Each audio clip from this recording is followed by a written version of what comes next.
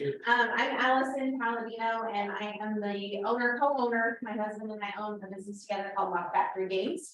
This is our website. There's some pictures scrolling in there, so you can kind of see some pictures of what we have and the way that our store looks. But we've been open for just over a year. We opened in August of 21 over at Gibson Mill in the new Gibson Mill Market. So we were one of the original businesses there. High Branch Brewing Company and my business opened that summer. Now some restaurants and things have opened upstairs, so it's kind of becoming a new little food market, food hall concept that's supposed to be similar to what you find at Optimist Hall in Charlotte. So that's where we're located, and we are a board game cafe.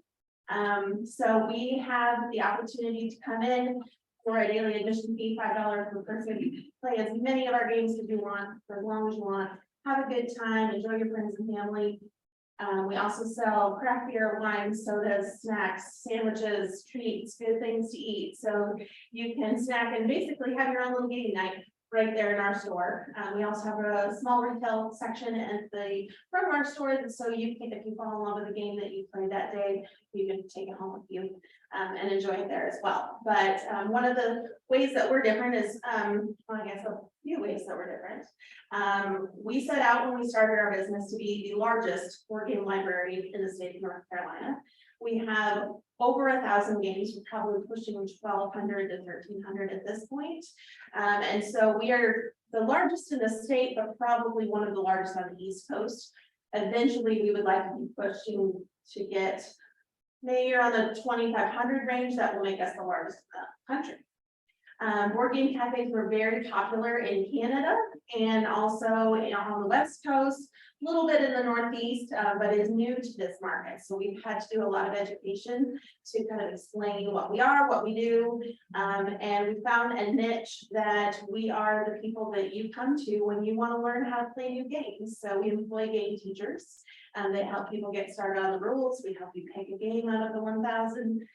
Narrow the field a little bit and make sure that you and your group, your family is going to have a wonderful time while you're there. So like I said, we've been open just a little bit over a year, and we have had what I consider to be really great success. We're looking to take it to be to where we feel exceedingly successful, which we're not there yet, but we're growing all the time, and we've had a steady increase of revenue since we opened our doors, so we feel positive about that.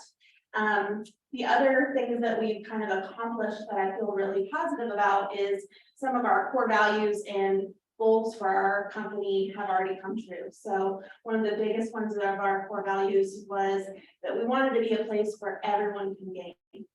A lot of times me as a female, I would go into a board game store or cafe with my husband, different parts of the country, and it wasn't welcoming to women. Or I could tell that it wasn't welcoming to diversity. And we wanted our place to be a place where everyone felt comfortable coming in. And so how we did to accomplish that was we created the game teaching element. We made everything a very low barrier to entry. So our pitch when people walk through the door, the way that we approach our customers, the way that we are positive and friendly, all kind of brings that into making it very accessible. We also kind of set out to bring in game groups that sort of welcomes diversity. So whether that be the LGBTQ gamer group that's in Charlotte, we have them coming on a regular occurrence. We have a group of autistic children who join us regularly to play Dungeons and Dragons. So things like that we've done has accomplished that goal for us to make it a place where everyone can come and game. So we're really proud about that. We are excited about that. We feel like that's going to serve us well, taking our company into the future. And then additionally, the other 2 minutes. Yeah. The other things that we're really proud about is just some of the strides we made in retail. So we were new retailers when we came in. I have a little bit of retail experience, but not a ton.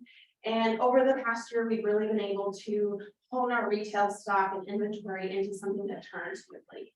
So when we started out, the games that we were stocking is not the same set of games that we're stocking now, because we've been able to kind of tell what's going to move quickly, what's going to turn over, and how to get those restocked quicker as well. So we've made some strides there, and that's what I think is contributing to our incline that's kind of gone steadily up in revenue.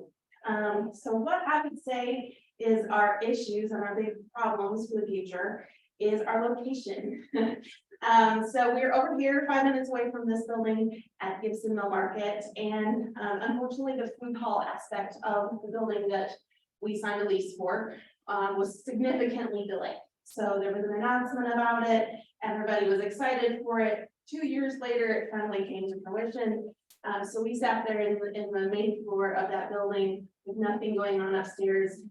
Kind of even became somewhat of a joke for a while as to when that was coming, and didn't bring the organic foot traffic that we really need to survive. We're still, even though some of the restaurants are opening, we still are not seeing the organic foot traffic that we really think that we need in order to continuously fill constantly over the course of the weekend. So that's kind of our biggest roadblock. Because it's an old building too, we're facing some other challenges. They're doing construction upstairs in our building. And very often my customers get hit with falling debris. And so that's obviously not ideal. So they'll be sitting, playing, snacking, eating, drinking a beer, and just random 500-year-old dust just falls through the ceiling on them, right on top of all their games and food, and they're really a poor experience.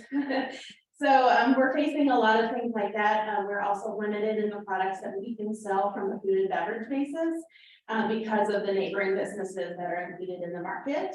And we were originally told that that could be negotiated and an addendum added to the lease, and we found out now that that's not the case. So we're kind of limited and having some hindrance in a couple of areas.